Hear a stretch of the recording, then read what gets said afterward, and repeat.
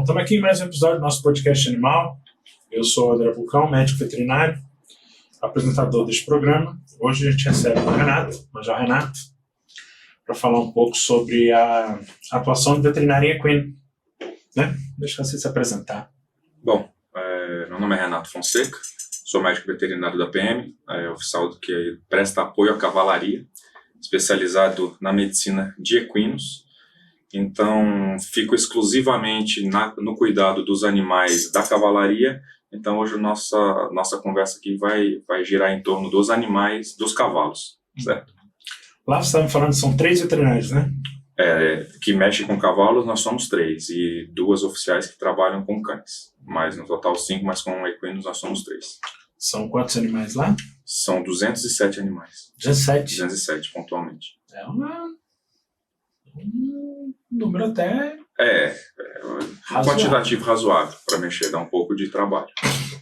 E como é que você resolveu trabalhar com equino? Porque eu lembro na época da faculdade você já foi...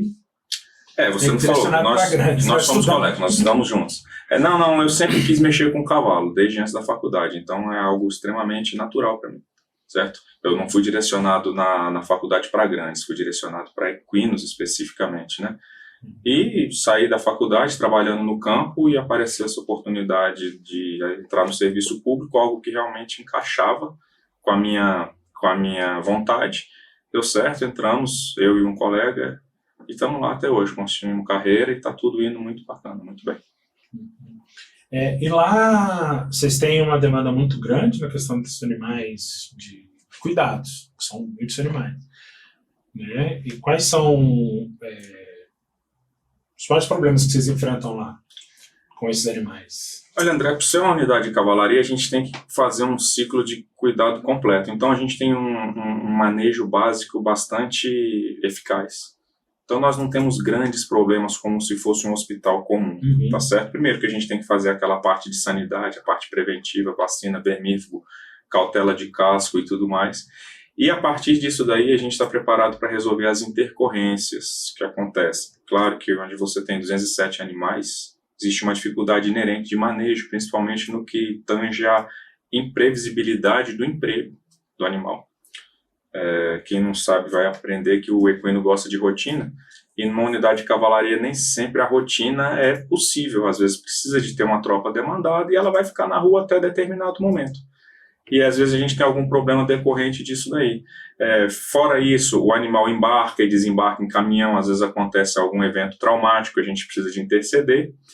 E os processos inerentes à fisiologia do cavalo, que é aqueles problemas gastrointestinais, que podem acontecer também, justamente por essa imprevisibilidade na rotina. Às vezes você está programando alguma coisa, mas a tropa tem que ser utilizada de uma forma diferente do que vinha sendo programado, e vai ser utilizada. E a gente está lá para resolver esse tipo de problema que eventualmente ocorra. Então, às vezes tem uma cólica, às vezes essa cólica evolui para uma cirurgia, e aí precisa da equipe estar pronta para interceder. E vocês lá, tem quanto tempo que você está lá já? São 13 anos já. Nossa, tem um tempinho. Tem 13 anos, o tempo passa extremamente rápido. Foi 2009. Entendeu? E assim, como a gente estava comentando aqui, na faculdade você já definiu que ia trabalhar com equino. Já, né? Antes da faculdade. E como é que você fez esse direcionamento para poder chegar onde você está hoje? Né? Além da faculdade, trabalho... Olha, André, aptidão, sempre mexi com cavalo, sempre montei cavalo. E aí na faculdade vai casando, você vai se direcionando, sai da faculdade, começa a trabalhar com equino, desce do cavalo e passa a tratar o cavalo. E como eu te expliquei, apareceu a oportunidade desse concurso, que na verdade é um concurso. Apareceu a oportunidade de um concurso que servia para mim, eu entrei e realmente foi tudo naturalmente se adequando, certo? Não foi nada forçado. E como é que você vê a questão do trabalho com equino hoje em dia? Olha, André, eu vejo como uma força natural, não sei fazer outra coisa. Porque a gente vê assim, existe um pouco é um mercado um pouco fechado ainda aqui em Brasília, ou não é mais tanto? Não é mais tanto, não. Essa era uma impressão que nós tínhamos há 20 anos.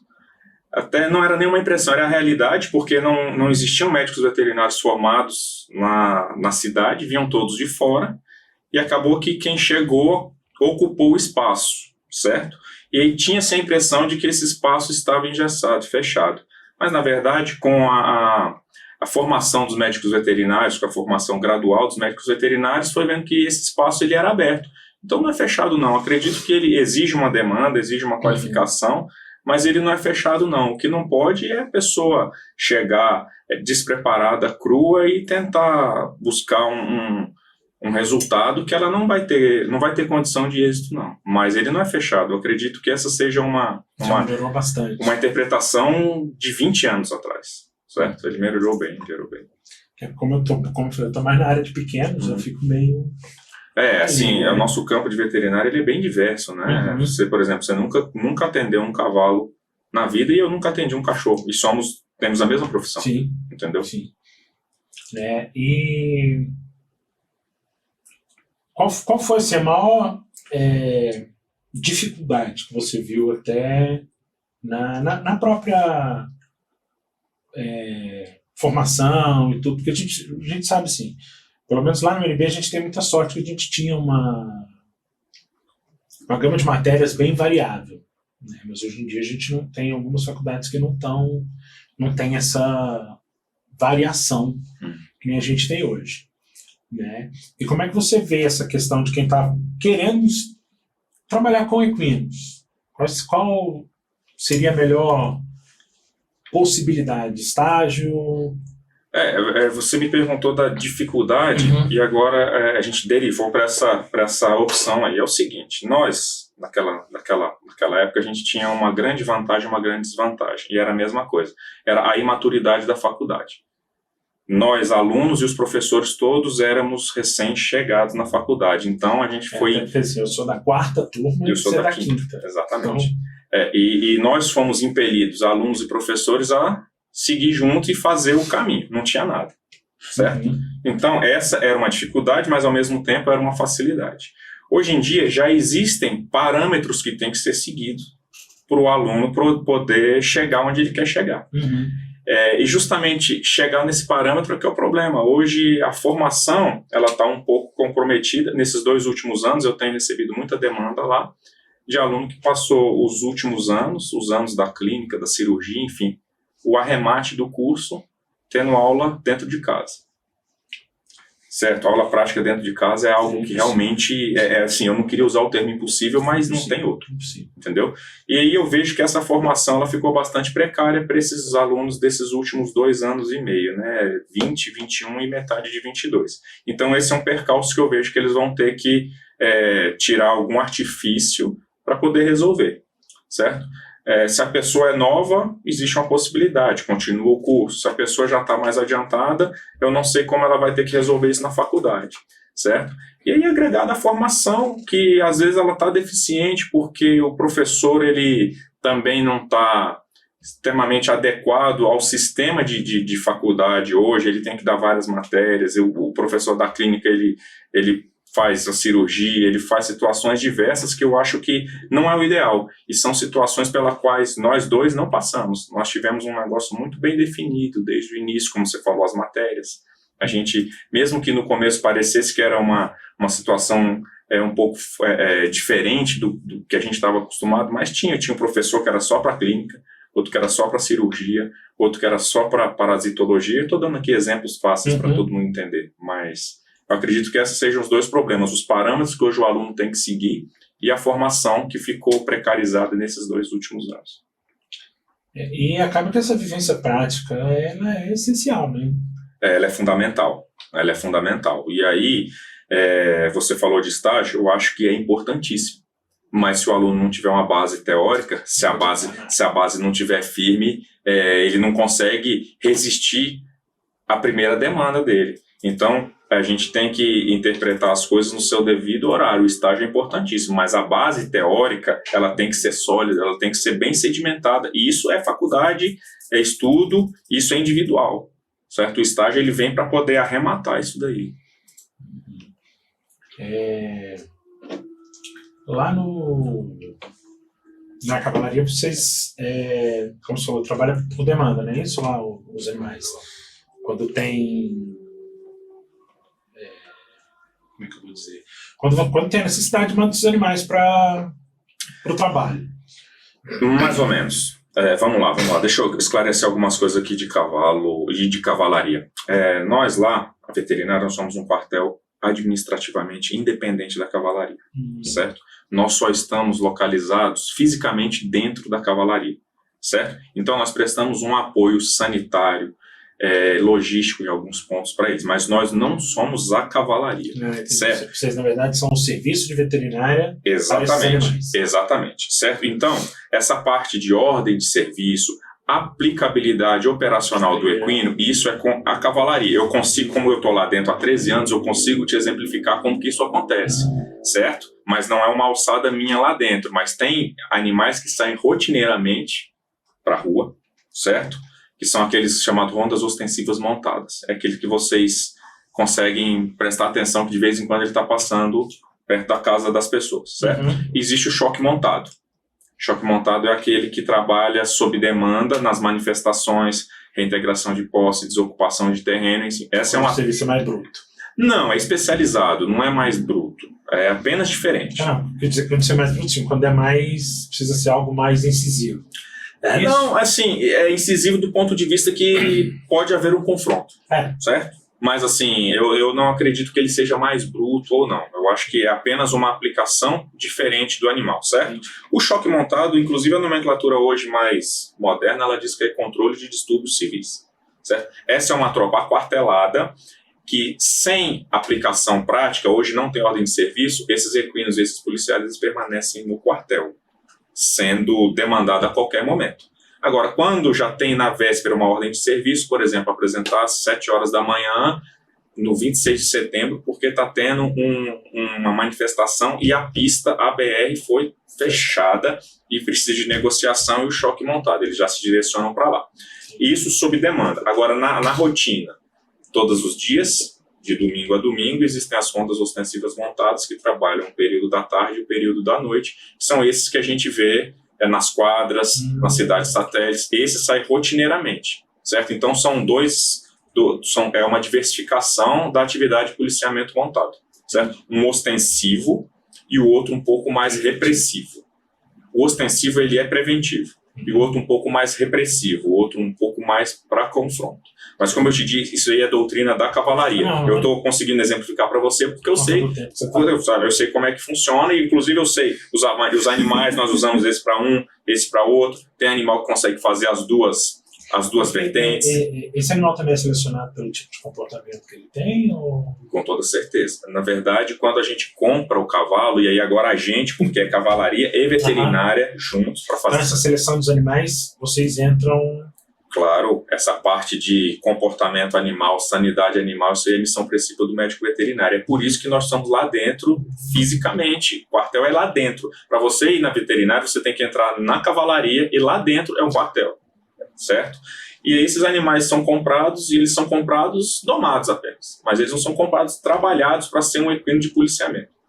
E aí, logo após essa aquisição provisória, esses animais são treinados nos moldes necessários. Se esse animal não tiver aptidão, se esse animal tiver um problema sério de comportamento ou realmente não tiver aptidão para aquilo, ele não é efetivada a compra dele, ele é devolvido, certo? E a gente tem um prazo para poder fazer esse tipo de adequação. Nesse prazo a gente consegue determinar quem tem aptidão ou não. Na maioria das vezes não tem problema nenhum.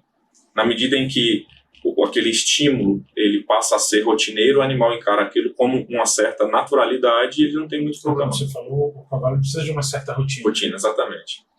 Então, depois que está familiarizado com estímulos agressivos de barulho, visual, às vezes até de rua mesmo, aquilo ali passa a ser algo natural, um processo natural na vida dele. Depois, quando ele chega no quartel de novo, ele tem as compensações orgânicas e, enfim, os marcadores de bem-estar dele todos retornam à normalidade.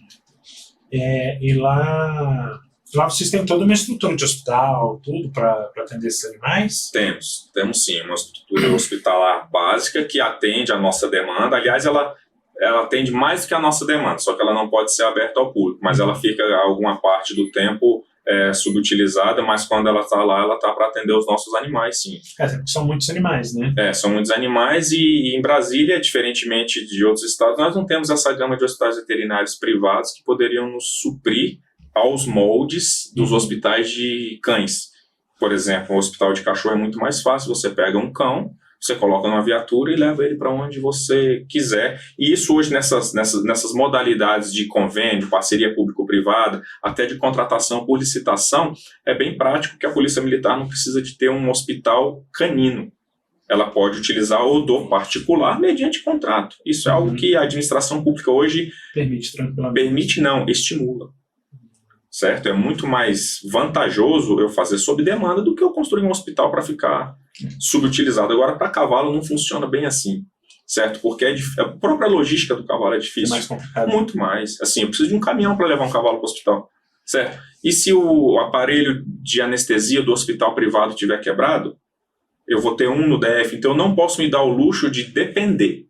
É isso que a gente fala nos cavalos lá. Eu não posso me dar o luxo de depender. Então a gente é autossuficiente nesse quesito aí.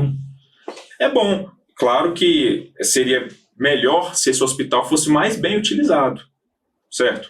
Só que a gente não pode utilizar ele para fins particulares. Por exemplo, eu não posso arrendar, não posso alugar, não posso fazer nada. Isso aí a lei me Mas também assim, ele acaba ficando, como você falou, um pouco subutilizado em função de não haver a necessidade constante de alguns serviços. Justamente porque o manejo básico a feito. base, ela tem que ser bem constituída para a gente entrar com a intervenção hospitalar quando realmente não tiver jeito, entendeu? Então, quando o manejo básico de 207 animais é bem feito, minimiza-se a necessidade de utilização desse complexo.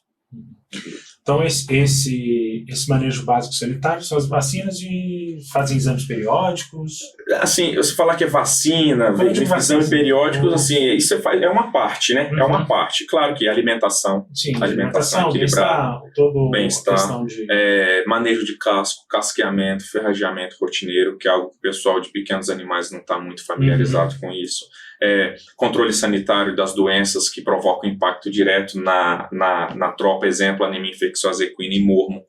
São as doenças cujo controle é feito pelo extermínio dos animais positivos, então a gente tem que ter um monitoramento o tempo inteiro da presença dessas doenças. Essas doenças elas são extremamente transmissíveis. O mormo, inclusive, é uma zoonose. E a anemia infecciosa não é uma zoonose, mas entre os animais a transmissão seria bem, bem fácil de acontecer por conta de vetores e fontes.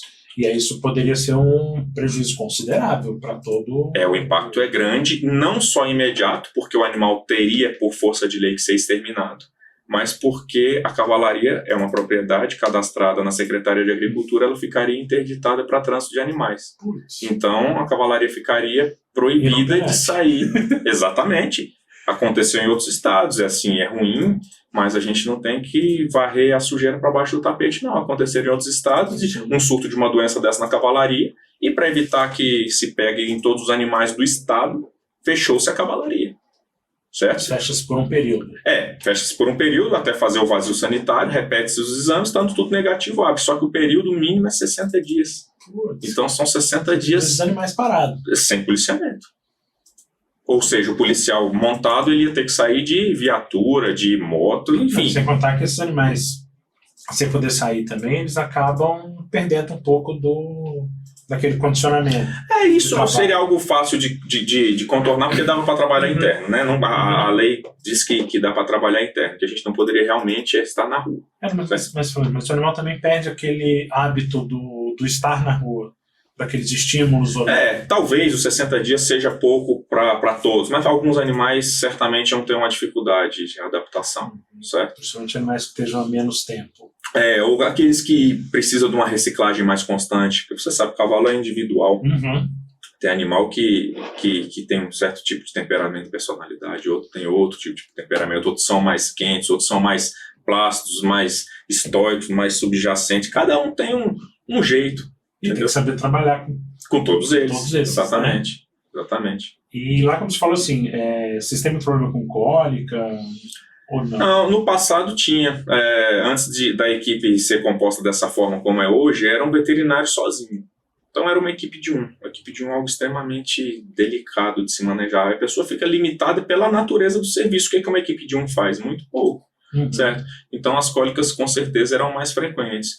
Hoje, a gente está com um mínimo de cólica aceitável para um plantel de 209 animais, sendo que alguns deles são estabulados. Assim, metade desses animais são estabulados, a outra metade é solto.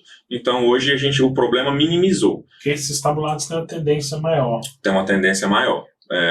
Ficam presos, não liberam as suas energias de uma forma mais adequada. Às vezes, são colocados na estabulação porque precisa de uma emergência. Olha, amanhã vai sair de novo, então vai dormir estabulado. Então, são essas situações fortuitas que a gente tem que controlar isso lá. Mas, certamente, eles têm uma predisposição. Problemas articulares, vocês não costumam ter muito por lá, não?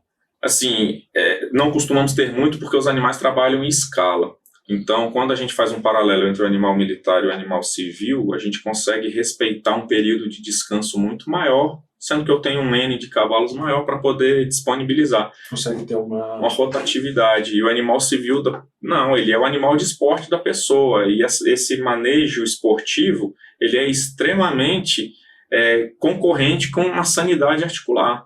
Você vai entender, e todos vão entender, que esporte de alto nível e sanidade ortopédica andam completamente separados. E é isso que o cavalo civil faz, e o nosso não. A gente consegue fazer uma rotatividade, então esses problemas ortopédicos, eles hoje não são a nossa principal causa de afastamento do cavalo do trabalho, certo? Hoje isso daí realmente gira em torno de um problema, um acidente, certo? Um trauma, algo mais direto, não algo que tenha uma vamos dizer assim, uma relação com a atividade atlética, entendeu? Esses animais têm um bem-estar considerável, são animais que estão sempre... Os marcadores estão sempre altos, né? Sempre alto. Não são animais, porque se tem a ideia de que animais de trabalho, sejam os cães, os equinos, tudo, eles têm um nível de estresse mais elevado. O Major Reis esteve aqui, o Textor também, a gente conversando principalmente sobre cães de trabalho, sabe que essa questão da manutenção do bem-estar é essencial para que esse animal consiga efetuar o trabalho dele, né? Sim. E lá vocês têm um controle legal disso. Temos um controle porque os 3 médicos veterinários que trabalham com cavalo, nós 3 somos advindos da academia, 2 da UNB e 1 de Viçosa, então nós estamos comprometidos com isso, certo? Com a ciência. Nós conseguimos fazer via contrato com o laboratório as coletas de atividade enzimática, de atividade hormonal. A gente conseguiu provar que o equino, trabalhando e tendo as condições de ressarcimento boas no ambiente dentro do quartel, no outro dia está 100% pronto para o trabalho de novo. Como é que a gente fez isso? Atividade enzimática e marcadores de hormônio. Para você ter uma ideia, o cortisol do cavalo ele demora 48 horas para subir, então ele sequer sobe. Eles estão bem. Vocês estão bem, exatamente. O cortisol ele só vai subir numa condição de estresse crônico. Agora, se você pega na fase super aguda do estresse, que acabou uma operação, com pedra, pau, bomba, fumaça, e transporta ele para um quartel de novo, onde ele tem a condição dele plácida e serena, esse cortisol sequer sobe. Aí sim, a atividade enzimática sobe, que é natural do esforço, e às 14 horas do dia seguinte, desde que algumas premissas que nós temos estabelecidas lá já sejam seguidas, às 14 horas do dia seguinte, essas atividades enzimáticas já retomaram os níveis de normalidade. Então, se for preciso de aplicar um cavalo numa sequência de trabalho todos os dias, a gente consegue fazer isso, respeitando essas premissas. E aí é ambiência, alimentação, repouso, água de qualidade, espaço para andar, movimentação, enfim, são todos os conceitos que hoje, na saúde única, que é um princípio que a gente aplica lá, eles estão em voga. Ou seja, não é porque eles são equinos, né? Que têm um trabalho policial, eles não necessariamente são cavalos estressados ou de forma que passam por algum... Muito pelo contrário, ele tem que ser um cavalo desestressado para poder tolerar aquilo ali. E esse desestresse ele é feito dentro do regimento.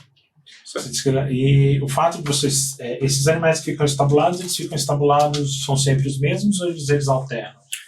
Existe uma tropa mais ou menos fixa, e aí às vezes algum outro animal incorpora nessa tropa e ele passa a ser estabulado, mas é mais ou menos fixo. Os animais que ficam estabulados são os do choque, são esses, e os animais de ronda eles ficam mais soltos, certo? E um animal está direcionado para uma atividade esportiva, também tem uma tendência a ficar mais estabulado do que solto, certo? Mas eles realizam atividades constantes, inclusive animais de choque, por exemplo, que no final de semana não vai ter manifestação ou não vai ter nenhuma ordem de serviço, melhor assim, não vai ter nenhum evento crítico que eles vão participar, esses animais têm um manejo completamente diferente, de ficarem soltos, manifestação de comportamento natural, tudo mais.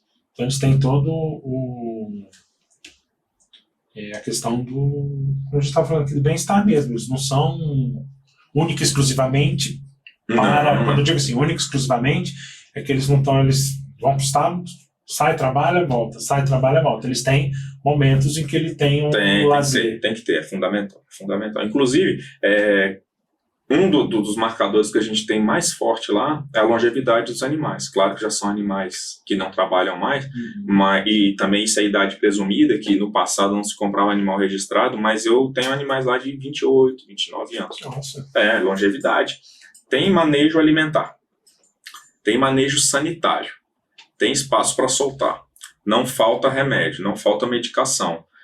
São marcadores que eu consigo hoje, se eu precisar lá, uma tropa de meia dúzia de animais que estão nessa fase. Claro que eles não trabalham mais, tá? Esses são animais que estão aposentados lá. Nossa. Mas, numa situação fora de um ambiente desse, você não consegue um animal tão longevo assim. Senão o serviço de vocês lá caminha bem, né? E eu também não quero dizer que esses animais eles estão em plenas forças físicas, não, tá? Eles já estão numa situação de sarcopenia, a condição corporal deles já não está bodente, na boca algumas vezes já tem muito poucos, então eles já têm uma dificuldade de se alimentar de uma forma mais constante, mas isso não deixa de ser um marcador, que a gente usa ele com certa fidedignidade, para dizer, olha, o animal está vivendo bem. Assim, ele não está... Ele já tem uma certa idade, ele exige um cuidado diferenciado. A expectativa de vida, transportando para a medicina humana, a expectativa de vida. Eles estão ultrapassando. Estão ultrapassando. O manejo alimentar lá, vocês formulam essa alimentação dele, ração e forragem. E o volumoso, exatamente, sal mineral. Desse jeito. E aí também é responsabilidade de vocês. A parte de, como eu te falo, vamos dizer assim, a consultoria, né, gente? A cavalaria nos demanda, ele chega lá, doutores, eu preciso desse contrato de ração, de feno, de alfafa e de sal agora, como é que nós precisamos de comprar? A gente pega a categoria animal, inclusive a gente tem um manual de alimentação dos equinos da Polícia Militar, e caso qualquer um de nós saia ou que troque a equipe inteira, é só seguir aquele manual que está ali. Então eu tenho uma composição de ração a partir de exigência nutricional, certo? Eu preciso da ração que é licitada, então não posso me ater a uma marca, mas eu posso me ater a uma descrição. Então eu quero uma ração com tanto de proteína, tanto de fibra, tanto de extrato etéreo, e assim eu consigo que uma ração chegue naquela qualidade, certo? Do mesmo jeito o feno e do mesmo jeito o feno de alfafa. Se não chegar naquela qualidade, eu tenho institutos legais para poder até travar essa compra. E o mais básico para todos entenderem é que nós temos contrato licitado também com o laboratório que eu mando para análise. Se eu tiver com qualquer dúvida, eu mando a alimentação para análise. A análise não batendo, o fiscal do contrato chama a empresa que executa esse contrato e vamos ajustar isso daqui. Normalmente nós não temos muito problema não. Tá? Já está tudo massificado, tanto da parte das empresas quanto da nossa lá. Está tudo muito bem descrito. Entendeu? Então não temos esse tipo de problema.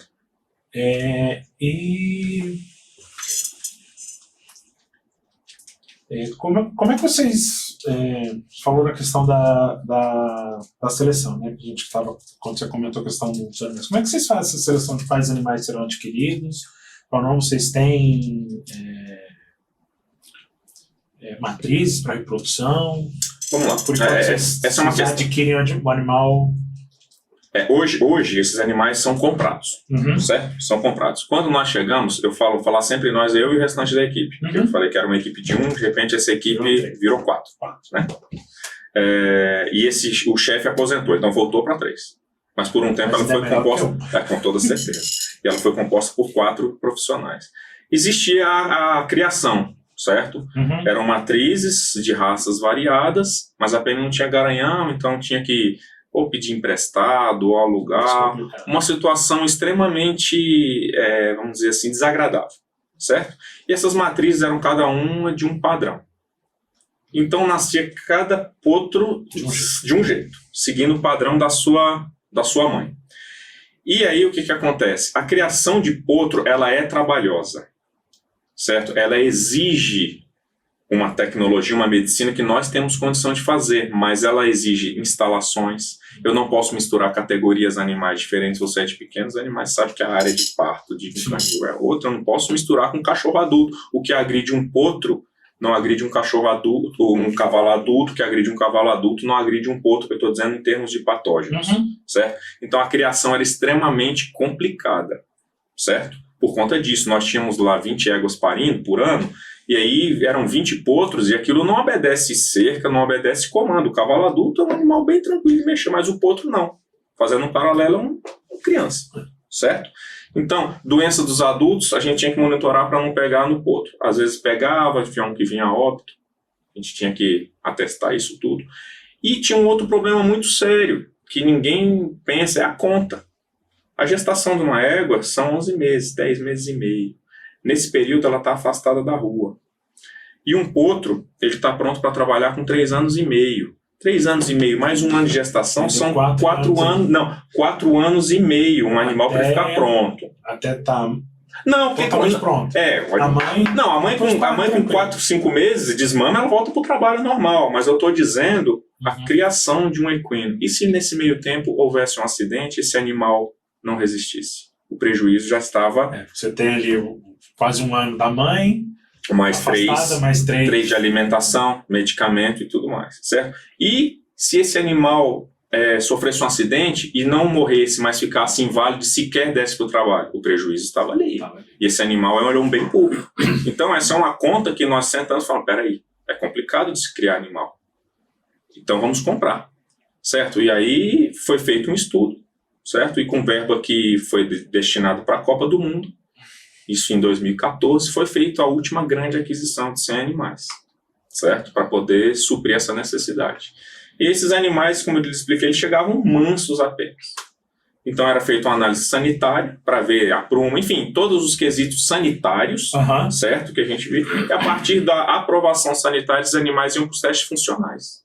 E ele podia ser reprovado na avaliação sanitária, ele nem ia para o funcional, ou ele podia passar na sanitária e ir para o funcional e não dá certo. A maioria dos que foi para o funcional passou tranquilo, certo? Mas é assim que e faz. Vocês conseguiram padronizar também. Todos são iguais. Se você quer comprar, a gente, inclusive, na hora do termo de referência, que é um instrumento para comprar no serviço público, a gente conseguiu padronizar, inclusive, a altura, pelagem, tudo vem todos iguais, se você quiser. Todo mundo igual. É como se fosse um quartel de gente, todo mundo fardadinho. Sabe, assim, claro que tem variações de pelagem, a gente não podia restringir a uma pelagem só, porque senão a gente sabia que 100 animais não ia ser fácil de fornecer, entendeu? Então essa foi a última grande compra. E para todos registrados, com altura mínima, altura máxima, idade mínima, idade máxima, livre de certos problemas. Então essa avaliação sanitária, por exemplo, para comprar os 100, no começo foram avaliados 183 animais. 83 animais não passaram na avaliação sanitária e já foram reprovados automaticamente. E aí inclui animal que tinha problema de aprumo, porque a lesão ortopédica é só uma questão de tempo. Animal que tinha problemas comportamentais temporários, mas eu não podia me dar o luxo de perder 1 ano com aquele cavalo, entendeu? Animal que não deixava manejar. Eu sei que o animal, às vezes, ele poderia até deixar, mas eu estava comprando um animal pronto. Eu não podia deixar esse tipo de problema lá, certo? E com isso também você consegue ter uma segurança sanitária um pouco maior. Claro. Segurança sanitária e até uma segurança física do policial, porque o animal registrado, com índole, eu consigo saber o que esperar dele, certo?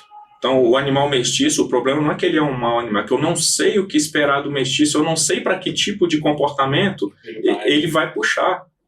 Entendeu? E o animal hoje, o animal puro registrado, eu sei. Eu consigo estabelecer pelo menos um padrão. É claro que eu estou mexendo com um organismo.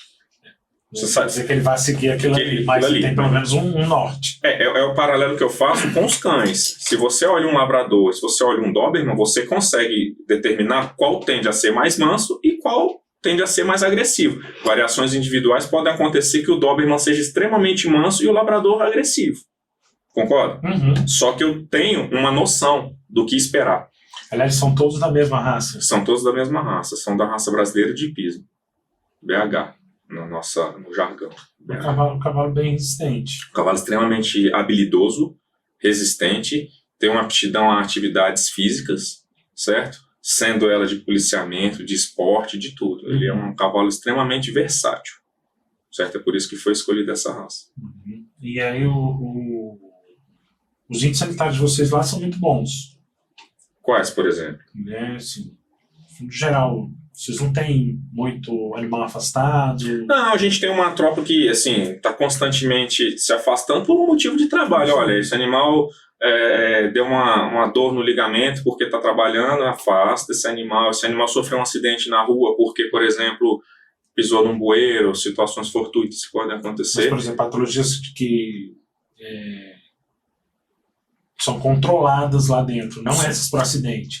Vocês não têm as situações controladas são bem tranquilas de se ver lá. Nós não temos nada que foge, nada que exploda, nada que desequilibre o quartel, porque a gente mantém essas doenças sob monitoramento, certo? O contrato com o laboratório ele permite que essa parte de análises clínicas seja feita sob demanda, certo? Quando eu preciso, tem um animal com qualquer problema lá, eu posso fazer isso daí. Qualquer suspeita. Uso o auxílio diagnóstico e consigo resolver o problema. E vocês lá têm também um trabalho preventivo? Ou não? De quê? De questão de cólica, essas sim. vocês têm com toda certeza, claro, toda certeza. Não, isso aí é a base, como eu expliquei no começo, é a base, você fazer essa base aí, superlotação tem que ser combatido, o animal tem que ter os espaços livres, mais ou menos é a expressão dos marcadores naturais, e aí você consegue minimizar a incidência de doenças contagiosas, a prevalência vai ter sempre um N de 207 animais, é natural que aconteça, mas para isso que nós estamos lá para interceder na hora que for preciso. E quando vocês formam, você trabalhou com equinos. E como é trabalhar com esse número de animais? E antes de você ir para lá, você trabalhava com indivíduos menores, com indivíduos. Né? Na verdade, a gente tem que usar a medicina de rebanho quando você está dentro do quartel. Você usa critérios da medicina de rebanho. Certo? A primeira coisa é a sanidade do rebanho. E aí, indivíduos que precisam ser tratados de uma forma individual são direcionados para esse tipo de tratamento. Mas, assim, até para o veterinário civil que trabalha aí fora, ele também trabalha na medicina de rebanho, porque as fazendas de criação, elas também têm um N significativo. Pode não ser 200, mas são 60, 70, em que ele já não consegue tratar os animais de forma individual. Então, ele tem que fazer a base de rebanho bem sólida também. Entendeu? E nesse período que você trabalhou antes do quartel, era mais como é que diz? Era mais rotineiro você ser chamado para ir à propriedade, correto? Do cavalo é assim, você é demandado aí. É assim que funciona para quem pretende trabalhar com equino. Exatamente. Você é chamado para a propriedade, vai lá, resolve. O seu consultório é o seu carro. Tá tudo ali guardado e o telefone toca. Independente da hora. E você é demandado e você vai. E fora de um regimento é assim que funciona. Inclusive não é naquela época não, até hoje funciona dessa forma. E qual que era mais tranquilo? Agora está mais tranquilo. Na própria polícia tem uma estrutura de auxiliares, tem uma estrutura que, a despeito dela funcionar diuturnamente, eu tenho equipe. Certo? Fica mais tranquilo. Fica mais fácil. Por exemplo, eu tenho auxiliares veterinários que trabalham em escala de 24 horas. Então, tem sempre um auxiliar veterinário de plantão em loco. Certo? E nós, por sermos só 3 veterinários, não temos condição de estar lá o tempo inteiro. Mas tem um sempre alcançável, toda noite, final de semana. Entendeu? Está alcançável. Significa que se o auxiliar precisar de ter um problema que extrapola a competência dele, ou um problema que seja realmente grande demais, ele aciona esse médico veterinário, que isso está em escala certíssimo, está algo que está totalmente registrado, totalmente legalizado, nós estamos alcançáveis. Então é muito mais tranquilo de se trabalhar, é muito menos estressante. Lá, então a estrutura do atendimento de vocês é semelhante a uma estrutura de um hospital particular. Vocês têm auxiliar, tem toda essa... É semelhante, numa proporção menor, sim, uma proporção pequena. Talvez a instalação não seja tão moderna, certo? Mas funcional. Mas é funcional, certo? Mas dá para fazer um paralelo com um hospital particular, dentro de uma proporção pequena, que eu tenho hoje muito poucas cirurgias, eu tenho aí uma média de 10 a 12 por ano, que dá no máximo uma por mês, enquanto que isso no hospital particular se faz por mês, essas 12 ou 15, dependendo do centro que ele esteja localizado, até mais que isso. Significa também que vocês também não têm tanta intercorrência, já que vocês não têm tanta cirurgia. Não, foi aquilo que eu expliquei, que o hospital ele é um pouco subutilizado. Até porque vocês conseguem ter um controle bom, né, da saúde desses animais. Vocês não precisem operar e tudo, porque se passar por procedimento cirúrgico é um tempo afastado. Afastado, prejuízo. E a gente fala que se o centro cirúrgico tivesse a todo vapor, como um hospital privado que visa o lucro, a gente tem alguma coisa errada na base. Entendeu? Tem alguma coisa que precisa ser corrigida. E no momento está tudo dentro do padrão. E pro estudante que quer trabalhar com equino, qual seria o seu conselho? Olha, algumas coisas que eu vou falar aqui são clichês, mas primeiro tem que gostar, porque se você não gostar de cavalo e for mexer com cavalo, vai ser um martírio, porque o cavalo dá problema muito à noite. E como eu expliquei, não é igual um hospital que você está de plantão e o cavalo chega, é você que vai ter que sair, certo? Eu acredito que ele tem que investir na formação dele, conteúdo mesmo, certo? Ele tem que ter horas de voo, mas ele tem que ter conteúdo, porque vai chegar uma hora que ele vai estar sozinho, frente a frente com o problema, e se ele não tiver de onde ele puxar aquela resposta daquele problema ali, ele não vai conseguir satisfazer aquela demanda ali. É um estudo constante. Constante. Mas antes do constante, na base, estudar bastante, certo? Porque eu já explicitei aqui no passado a carência que os alunos dos 2 últimos anos tiveram agora. Eles vão ter que dar um jeito de compensar isso aí de uma forma que eu não vou dizer como que é a receita, porque não tem. Ele vai ter que ver qual que é a realidade dele, onde é que falhou a minha formação por conta de pandemia e falta de estágio e essas situações, e vai ter que corrigir aquele ponto ali.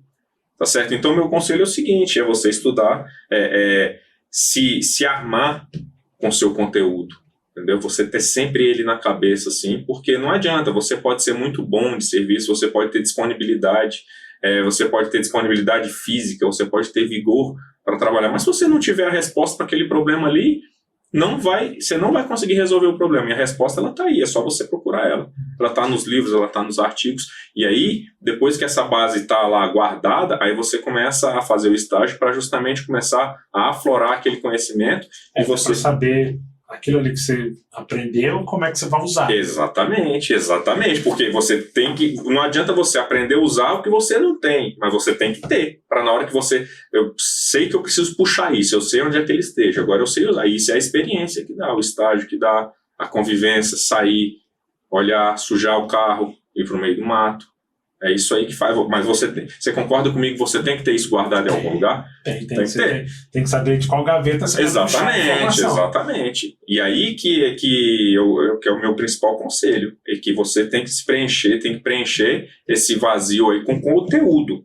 Estudar, sentar, conteúdo. Aquilo que você está lendo aqui, guardando, eu não vou usar isso nunca, vai. O problema é que você pode ser demandado para usar aquilo na hora que você menos espera. Então ele tem que estar ali. Certo? E aí, eu acredito mesmo que essa questão dessa falta de aula prática, de prática desses anos, complica bastante para você aprender a correlacionar aquilo que você aprendeu com como usar. Claro, porque isso é a prática, né? Eu falo o seguinte, olha, o conteúdo ele está todo aí, ele está nos livros. Só que qual página que você vai saber que você vai ter que abrir? Entendeu? Hoje você sabe. E essa vivência prática, claro, traz o link entre exatamente. O que você aprendeu e essa ligação que você falou aí, ela é subjetiva, né? Porque se ela fosse objetiva, era simplesmente um livro de receita. Eu abri ele aqui, eu olhava para o animal aqui, eu conseguiria ir reproduzindo o que está ali e aqui, mas é subjetivo. O que eu comento, que eu já comentei aqui algumas vezes, é que tem uma galera que trabalha muito com um protocolo básico. Então tem isso, eu faço isso, tem isso, eu faço isso. E às vezes não é Os protocolos... tão binário assim. Não, os protocolos eles são necessários em algumas situações, Uhum. a gente sabe disso. Tem situações que são corrigidas com protocolos, mas eles não podem ser engessados de forma nenhuma, porque a gente não está trabalhando Às com vezes matemática. uma situação que vai exigir aquele protocolo pode ter algum Um fator externo, uma que intercorrência. você vai precisar ajustar aquele protocolo. E se você não souber andar um pouco fora daquele protocolo ali, você vai ter dificuldade. Por isso que eu digo que não é receita de bolo. Não, eu concordo com você. Algumas situações são corrigidas mediante protocolo, né? Os POPs, Protocolo Operacional Sim, Padrão, sim. certo? Olha, tal doença aqui, ela exige que seja feito pelo menos isso, isso e isso. Agora, o caminho ele é sinuoso, ele não é uma linha reta. Assim, se fosse uma linha reta, era muito fácil. Às vezes você precisa ajustar aquilo Claro. para um indivíduo Claro, separado. exatamente. E aí com isso fica... Não, mas isso não é só na medicina equina, na medicina Sim. de cães, isso é Sim. em toda a veterinária, até na medicina humana. Assim. E... você tem quanto tempo já que você está formado? Quase o mesmo tempo que eu, né? Você é da turma número 4, eu sou da turma número 5, esse ano faz 19. Eu faço... Nós somos de 2003, né? Ano que vem faz 20. Ano que vem faz 20, esse ano faz 19. 19 anos. Então, É um tempão que passou muito rápido. voa. E lá você está com o Augusto também, né? O Capitão Moscardini. E também era outro que durante o curso também se direcionaram muito para ele, né? Foram situações naturais. Foram situações que fluíram naturalmente. Entendeu? São veterinários que, não só nós dois, mas outros que saíram para trabalhar com grandes animais, tinham sua rotina de campo e apareceu essa oportunidade. E aí, vamos entrar nisso? Não, vamos ver. Vamos ver como que é. Vai valer a pena? Não vai? Vamos estudar e deu certo. Certo. E como é que é o seu nível de satisfação hoje em dia? Como você trabalha? Não, o nível de satisfação está bem bom. É. Tá bem bom. É uma situação cômoda, uma situação que me dá certa liberdade para trabalhar. Claro que eu sei que ela não reflete a realidade aí fora. Eu também não posso ser fechado no meu mundo, porque, por exemplo, eu não tenho certas variáveis, eu não tenho que trabalhar com elas. Por exemplo, às vezes a variável custo de um tratamento, lá eu às vezes não preciso fazer conta dela. E eu sei que um veterinário civil aí fora, muitas vezes ele vai ser demandado, porque hoje em dia, uma cirurgia de cólica de um equino aí no meio civil, ela custa R$20 mil, para tudo dar certo, com uma semana. Entendeu? Se alguma coisa não dá certo, isso se prolonga por mais uma semana, esse valor pode dobrar. Entendeu? Então isso é uma situação que às vezes lá eu não faço esse tipo de cálculo. Claro que numa situação extrema isso é avaliado, claro, é pesado. Mas, então, fica uma condição mais cômoda para mim. Entendeu? Essa é uma coisa que eu preconizo como algo que eu tô em vantagem. Certo? Para mim tá tranquilo. Peraí, não, eu posso despender esse recurso aqui para resolver o problema desse cavalo. Mas eu sei que aí fora isso não é a realidade. E com isso também traz uma satisfação maior, né? Porque você sabe que você tem condições para resolver aquela situação. Porque quem trabalha aí no meio civil sabe que às vezes você sabe o que tem que fazer, tem acesso aos problemas, tem acesso às soluções, mas às vezes o fator custo, fator proprietário, ele vai te impedir ou vai dificultar. E eu não estou falando ainda da forma assintosa do proprietário, mas às vezes não há condições. Não há condições e você fica vendido, você sabe o que tem que fazer e não consegue. E aí com isso lá você consegue ter consegue resolver. A dilatação da resposta, da solução, ela é muito mais favorável. Também, né? Consegue ter uma ação mais rápida. Consigo, mas eu também não consigo, no serviço público, trabalhar com exceções das exceções. Porque, por exemplo, as compras, elas são morosas, o processo de compra é moroso. Então, uma situação muito atípica complica.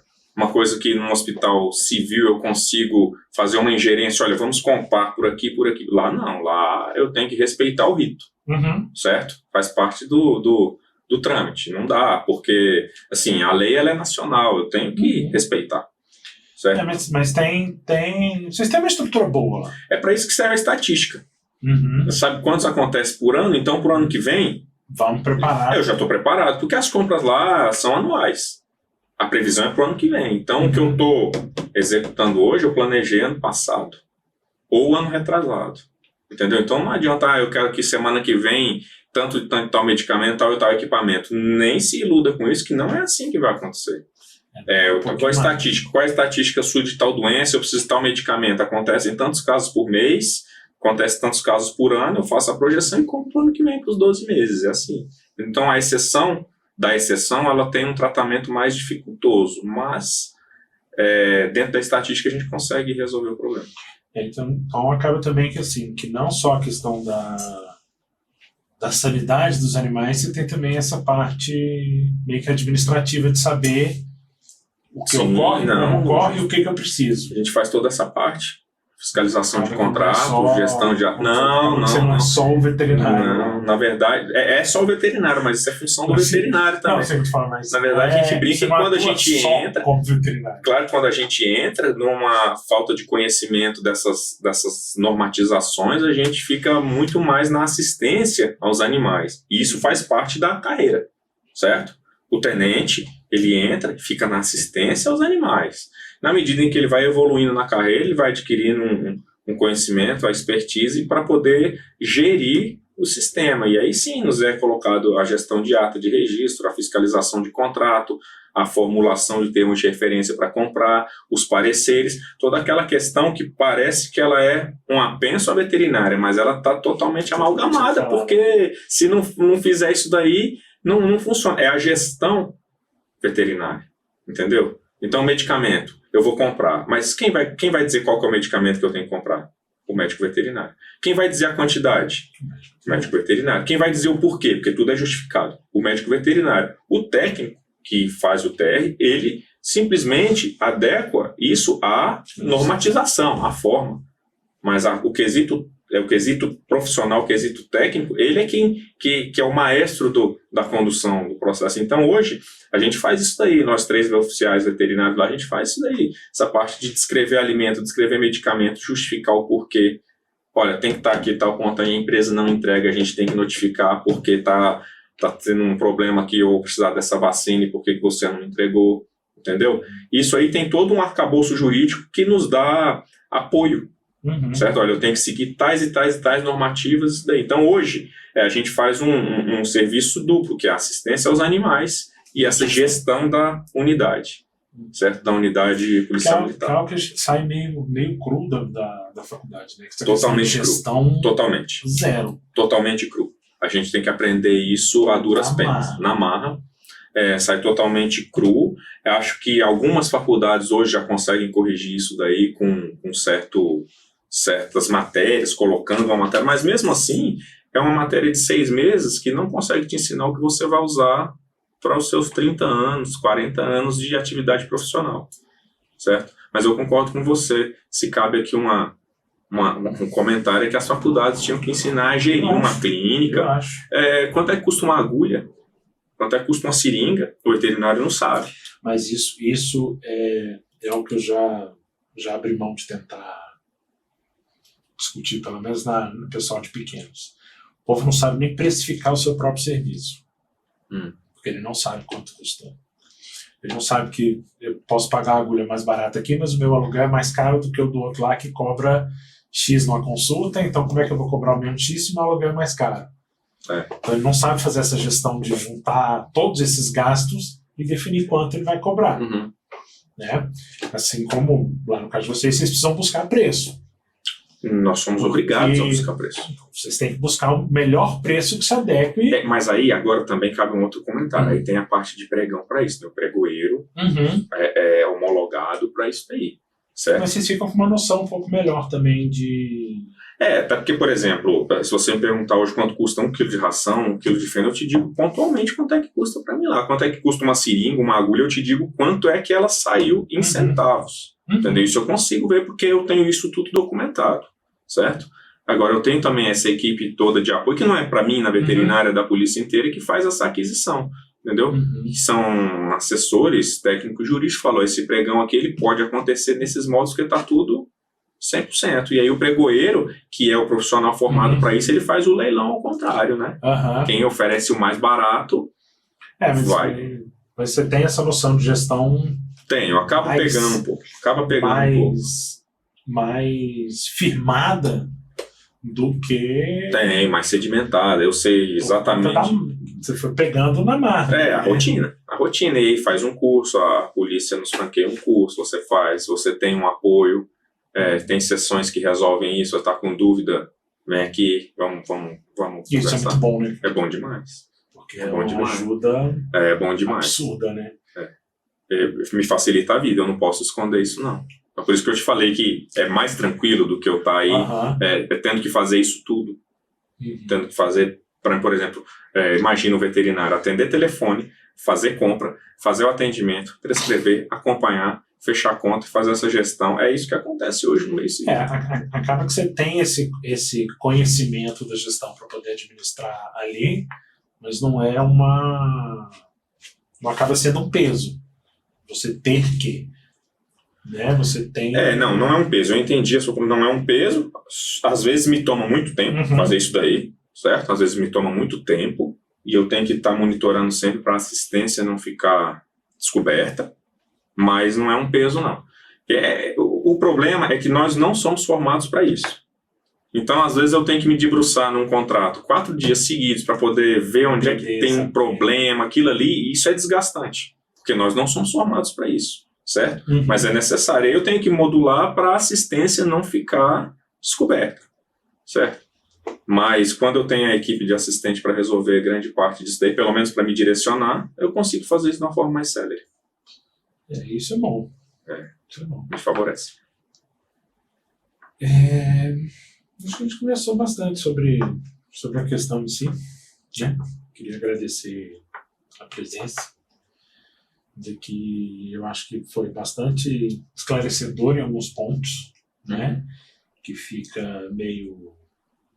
Até para mim, como eu falei, eu estou mais na área de pequenos, então muita coisa fica meio... É um outro mundo. É um outro universo. Certo. Os nossos modelos experimentais já são diferentes, né? Então não dá para... De uma certa forma, eu falo, o médico ele vai trabalhar com um denominador comum, e nós da veterinária não. O negócio ele é um pouco mais amplo. Tá certo que a gente não tem a profundidade que um médico tem, a própria tecnologia que eles têm, mas é isso daí, são mundos diversos. Mas com um conhecimento bem amplo. O problema nosso é que são várias espécies, né? E aí realmente não tem como saber tudo de todas. Não dá. E aí ainda bem que a gente tem essa diversificação de ramos e de áreas. Essa iniciativa é boa justamente por isso, que ela mostra, às vezes, um ramo que a pessoa sequer conhecia, né? Sequer sabia que existia, né? Como eu te falei, você nunca consultou um cavalo e eu nunca consultei um cachorro. Somos colegas na mesma profissão. Entendeu? E aí, obrigadão mesmo. Eu estou à disposição. Eu só quero deixar marcado aqui que eu venho em nome do Centro de Medicina Veterinária da Polícia Militar. Nossa chefe é a Tenente Coronel Graciane Batista Pires, certo? Mas eu vim aqui hoje para falar de cavalos. Ela é especialista em cães, tá certo? Então, ela não ia vir aqui hoje, eu vim para falar de cavalos especificamente. Estamos à disposição. Nós ficamos dentro do quartel da Cavalaria, que é na BR-060, ali saída para Goiânia, de frente à Superadega. Quem quiser passar lá, é um quartel, mas não tem melindre nenhum. Chega lá, olha, eu quero ir na veterinária. Passa lá, faça uma visita, dentro das nossas possibilidades será muito bem atendido. A gente tem um contato ainda próximo com as faculdades, às vezes uma faculdade necessita de um cavalo para uma aula prática, em termos de mostrar justamente para o aluno esse primeiro contato. A gente tem um contato muito próximo com essas faculdades, inclusive com a própria UNB. É uma linha direta, sem burocracia nem nada, a gente consegue resolver o problema. Então eu deixo meu convite aqui para quem quiser ir lá. No caso, eu expliquei, eu vim em nome da Tenente Coronel Graciane, que é a minha chefe, comandante do regimento é o Coronel Batista, também uma pessoa muito acessível, ele sim, comandante da Cavalaria, tá certo? Então, Nós, da veterinária da cavalaria, trabalhamos ombro a ombro lá dentro e o que vocês precisarem, nós estamos à disposição lá. Vocês, eu digo, alunos, principalmente, porque... Vocês têm estágio também? Ou... No momento, esse estágio está suspenso por falta de regulamentação da própria polícia. Isso está sendo estudado como regulamentar a presença de um estagiário civil lá dentro. Esse é um problema que a unidade militar ela tem, certo? Regras mais... eu preciso regulamentar a presença desse civil que não tem um vínculo com a instituição lá dentro. Isso está sendo estudado como fazer isso. Porque antes era feito, mas era feito de uma forma precaríssima, digo assim, era um mês que ele ficava ali, durante aquele um mês estava tudo certo, mas você tem que trabalhar com cenários diversos, você tem que pensar nas possibilidades de atender toda a lei, a normatização da lei do estágio, ela é um pouco problemática para o aluno de veterinária, ela prejudicou bastante o aluno de veterinária, mas acreditamos que isso vai ser solucionado rápido. Essa demanda que você me falou de estágio, todo aluno que passa lá me pergunta e eu fico vendido que eu falo assim, olha, é uma determinação de autocomando, eu não tenho condição de ir contra isso daí. Depende muito mais de vocês provocarem.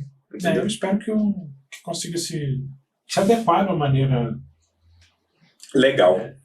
Porque legal. Eu acho que é interessante para quem pretende trabalhar com equino, não só a questão ali da cavalaria, porque são muitos animais, mas você tem outros locais também, e a própria lei de estágio complica para o estudante poder, não só lá dentro da cavalaria, como em outros lugares. Né? Mas no lugar privado é mais fácil, é mais tranquilo. Agora numa unidade as normas são mais tem rígidas. Eu não vou dizer rígidas. Você tem uma hierarquia, tem que seguir um controle de normas. Não é que a norma que você tem que seguir ela é mais rígida, mas você tem que seguir. Você tem que seguir uma norma mais... por exemplo, nosso padrão. Uma situação bem prática foi que no início da pandemia foi suspensa a presença de pessoas não fundamentais ao quartel dentro da unidade militar. Teve uma queda de pessoal. Não, porque eu não podia entrar com civil dentro do quartel. Ele é fundamental? Não é. Quem é que está fundamental? Eles são os policiais militares, certo? Justamente para evitar aglomeração. Isso foi uma determinação do governo. Então, o estágio foi a última vez, olha, os estagiários vão ter que sair. Vão ter que ir, a gente vai ter que tocar aqui. Entendeu? Porque são 300 pessoas no quartel. Então, naquela época de crise mesmo, tinha que separar. Bom, todo mundo vivenciou isso e ninguém quer relembrar isso, mas tinha que separar, trava os civis e aí falou, não, precisamos normatizar. O comando que determinou isso, não foi a gente. Mas você viu também para que se percebesse que era bom normatizar isso, né? Desde que seja feito de uma forma definitiva. E é o que está se buscando. Seja feito de uma forma definitiva, porque aí, olha, tem que seguir isso daqui e vamos seguir por um tempo razoável. A gente consegue fazer, inclusive, planejamento.